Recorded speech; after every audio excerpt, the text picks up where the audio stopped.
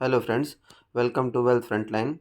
सो आज के वीडियो में हम एक बहुत ही इम्पोर्टेंट पॉइंट पर डिस्कशन करने वाले हैं, जो कि है difference between old tax regime and new tax regime. तो इसमें मैं सबसे पहले एक चीज़ आपको क्लियर कर दूं इस एग्जांपल के थ्रू कि ये जो स्टैंडर्ड डिडक्शन है 50,000 का, ये पहले क्या था कि ओल्ड टैक्स रेजिम में ही मिल रहा था।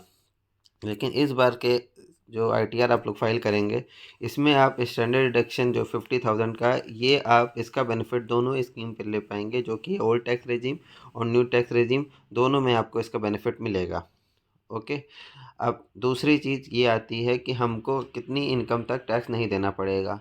तो अगर जैसे हम देखते हैं कि ये हमारा प्री बजट 5 लाख रुपए तक जो है टैक्स हमारा पहले क्या था कि न्यू टैक्स रेजिम में नहीं पड़ता था, उस रिबेट को बढ़ा के अब 7 लाख कर दिया गया है। और अगर स्टैंडर्ड डिडक्शन को भी कंसिडर कर लेते हैं अगर, तो न्यू टैक्स रेजिम में हमको 7,50,000 तक कोई भी टैक्स नहीं देना पड़ेगा। हमारी अगर इनकम 7,50,000 तक है तो हमारे लिए न्यू टैक्स रेजिम बेनिफिशियल है और हमको 7,50,000 तक कोई भी टैक्स नहीं देना पड़ेगा।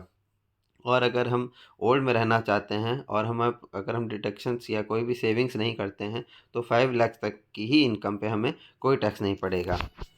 अब दूसरी चीज़ आती है कि अगर हम लोग जो है इन्वेस्टमेंट करते हैं, तो हमको कितना जो है बेनिफिट मिल पाएगा, किस स्कीम में रहना हमारे लिए बेनिफिशियल रहेगा। तो पहली बात तो ये है कि अगर हम इन्वेस्टमेंट करते हैं तो हमको ये जो न्यू स्कीम है, इसमें कोई भी इन्वेस्टमेंट की कोई भी फ़ायदा नहीं है करने का। इसमें इन्वेस्टमेंट करके हमें कोई भी टैक्स बेनिफिट नहीं मिलने वाला है। तो इसमें क्या है, ये मैंने कैलकुलेशन कर रखी है कि अलग अलग इनकम्स होने पे, अगर आपकी इनकम यहाँ पे दिखाई हुई है कि अगर आपकी इनकम 8 लाख है, 7,50,000 तक तो आपका ऊपर कोई टैक्स ही नहीं आएगा।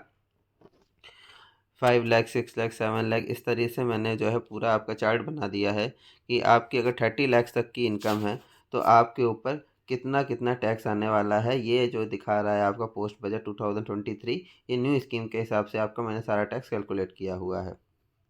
जबकि अगर आपके जो इन्वेस्टमेंट हो सकते हैं 80C में, 80D में, और जो भी आपके इन्वेस्टमेंट है 80C में आप 1,50,000 तक का इन्वेस्टमेंट कर सकते हैं।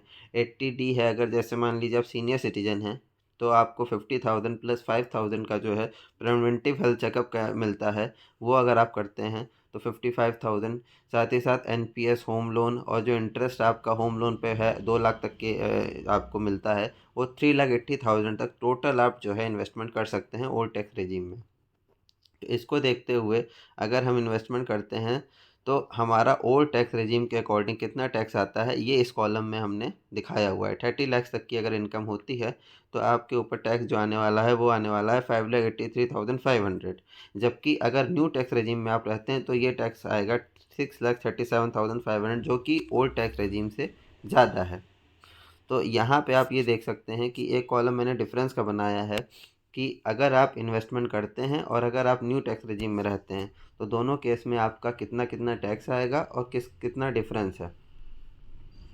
तो ये आपका डिफरेंस दिखा रहा है कि आपको न्यू टैक्स रेजिम में रहना है और ओल्ड टैक्स रेजिम में रहना है, तो कितना कितना आपके ऊपर टैक्स का बर्डन ज़्यादा या कम आने वाला है। तो अब क्या होता है जब आप देखते हैं, तो इसमें ज़्यादातर आप ये देखेंगे कि अगर आपने पूरा इन्वेस्टमेंट किया हुआ है, तो मेनली आपकी जो है यहाँ पे ये जो लास्ट कॉलम है इसमें दिखाया हुआ है कौन सी रेजीम आपके लिए बेटर रहेगी। तो आप देखेंगे कि ज़्यादातर में आपके लिए ओल्ड रेजीम ही बेटर है।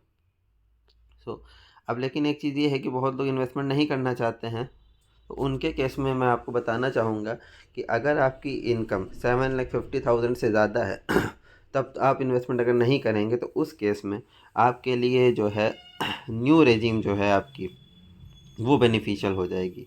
क्योंकि इसमें क्या है कि अगर इसमें सबसे बड़ी चीज़ है कि आपको इन्वेस्टमेंट नहीं करना पड़ेगा, तो वो पैसा आपका सेव होगा, साथ ही साथ आपका टैक्स भी कम पड़ेगा। तो मैं आपको सजेस्ट करूँगा कि अगर आप इन्वेस्टमेंट कर रहे हैं, अगर आपने होम लोन लिया हुआ है, तो आप इन्वेस्टमेंट भी कर रहे हैं, साथ ही साथ आपको जो इंटरेस्ट की डिडक्शन मिलती है 2 लाख की होम लोन पे, तो वो सब देखते हुए आप ओल्ड को आप सेलेक्ट करेंगे। ओल्ड में आपको बेनिफिट ज़्यादा होगा। लेकिन अगर आप जो है इन्वेस्टमेंट नहीं करते हैं और आपके पास होम लोन भी नहीं है, उस केस में अगर आपकी इनकम 7,50,000 तक ही है, तब तो आपके लिए न्यू बेनिफिशियल है। और अगर उसके ऊपर भी जा रहे हैं और इन्वेस्टमेंट नहीं कर रहे हैं, उस केस में भी आपके लिए न्यू ही स्कीम बेनिफिशियल रहेगी। तो आप लोग जो है इसको जो है इस एग्ज़ाम्पल के थ्रू इस पूरे जो है एग्ज़ाम्पल से आप अपना ओल्ड टैक्स रेजिम और न्यू टैक्स रेजिम को समझ सकते हैं। मैंने भी कोशिश करी है आपको आपके सारे डाउट्स क्लियर करने की। इन केस आपके मन में अभी भी कोई डाउट रहता है तो आप कमेंट सेक्शन में वो डाउट पूछ सकते हैं। मैं आपको अगले आने वाले वीडियो में आपके और भी जो भी डाउट्स हैं वो क्लियर करूँगा। और मुझे लगता है कि आपको मैक्सिमम डाउट्स इस वीडियो से क्लियर हो गए होंगे। मेनली आपका जो स्टैंडर्ड डिडक्शन का डाउट था वो क्लियर हुआ होगा। सो आगे ऐसे ही वीडियोस आपके पास और भी आते रहेंगे। उसके लिए इस चैनल को सब्सक्राइब करें और लाइक करें। आशा करते हैं आप सब अच्छे होंगे। Have a good day.